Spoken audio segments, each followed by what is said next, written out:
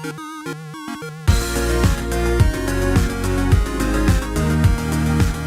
everyone, welcome back to another Anime Kingdom review. See by the title below, yes, this is on episode 3 of DanMachi Gaiden Sword Oratoria. And surprise for me, honestly, I actually really enjoyed this episode, which is actually pretty crazy considering, if you watch my episode 2 review, I pretty much said that episode was crap. It literally felt like a waste of time. It was just fan service thrown throughout that whole episode just to throw it in, and it didn't feel like the story progressed at all. That definitely changed in this episode for sure, along with how I felt about Lefia, considering I hated her. I didn't care for her in episode 1, started to really hate her in episode 2, and there's still moments in this one as well, like the beginning part with her pretty much having, it just seems like this is going to be a reoccurring thing. It's going to be, that's just how she is and everything, and we're going to have that for, the whole season. But at least after seeing what happened in this episode, I do like her character a little bit more now, and she's a little bit more tolerable, as long as it doesn't go overboard with all the, Yuri fantasies that she has, all the fangirl. When I first saw her character, I was like really just like, oh my gosh, first we have Eyes, and it seems like she's not going to be the, full-on main character, even though I thought that was pretty much what this whole, side story was about. It was her POV, not her, the POV of, Lefia and everything. So when I saw that it was going to be a lot of Lefia as well, and just how she was, just seemed like a super fangirl, always wanting her senpai to notice her throughout the whole thing, and she'll cry just because, Eyes she would have, but because of Loki, she now, wasn't going to go with her to that monster philia thing or whatever it was called, and she starts crying and stuff like that. It's like, it's moments like that, it's like, I do not like her character at all, honestly. She's kind of just irritating, whiny, and just fangirlish, and I did not like her character because of those reasons, and she never helped.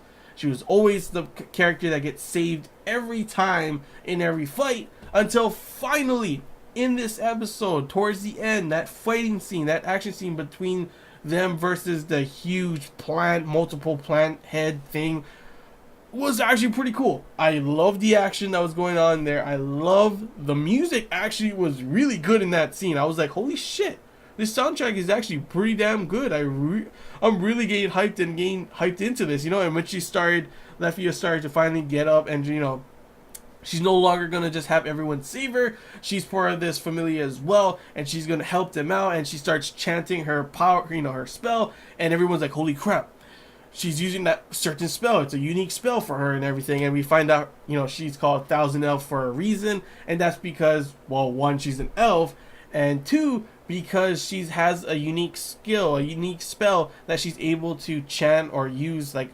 1,000, or it said an infinite amount in the subtitles, and then called her 1,000 elves. So I'm pretty sure it's like 1,000 or something spells all at once, and that's why I'm guessing she just used a bunch of ice spells all at once together, and that's why it was just a super powerful ice spell. But she ends up just completely freezing the thing and shattering it, saving everyone, considering it didn't look like anyone was going to beat her, considering 1, Tiona and Tiona didn't have their weapons, and we already saw when they tried to punch it, it just pretty much hurt their hand. And 2, Aiza's sword ended up breaking, thus she couldn't really do anything. She even got like bitten by it for a moment, and it threw her. I thought it was just going to eat her. I don't know why it would just throw her out after that, but it didn't look like they were going to lose, but it didn't look like they were going to win either, until finally Lefia stepped up, and she actually was pretty badass. That scene, if I never saw anything before in the previous episodes of Lefia, and that was the first scene I saw of her, I would have been like, damn, she's a pretty cool character. She's pretty badass, So hopefully it does give me hope that she, her character will get better as it goes on in the season. And sure, there's still going to be those moments where she acts the way she is. That's just how her personality is, and I'll probably still kind of hate it. But if they don't overdo it, then I can actually see her being an interesting main character for, her and Eyes both being main characters and everything. Because, yeah, it was pretty awesome.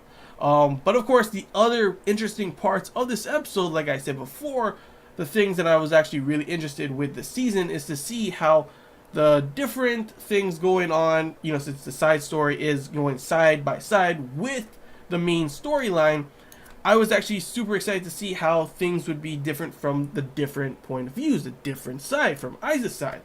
And it's pretty interesting how during the whole god, the god and goddesses ball that they had, for when it was the main story with Belle, it was actually from Hestia's point of view. But instead, since it's on Aiza's them side, instead it was from Loki's point of view. And it was pretty interesting to see that we always saw Freya as being kind of that main person instigating all these kind of things, and we get to see a little bit more behind the scenes of that as well in this that we didn't get to see in the main story. But we also get to see that there was actually another god going out there that has his own agenda. I'm not too sure on what the hell he's planning to do, but it was because of him that that huge plant thing ended up coming out. So he may be targeting the Loki, Loki's familia and everything.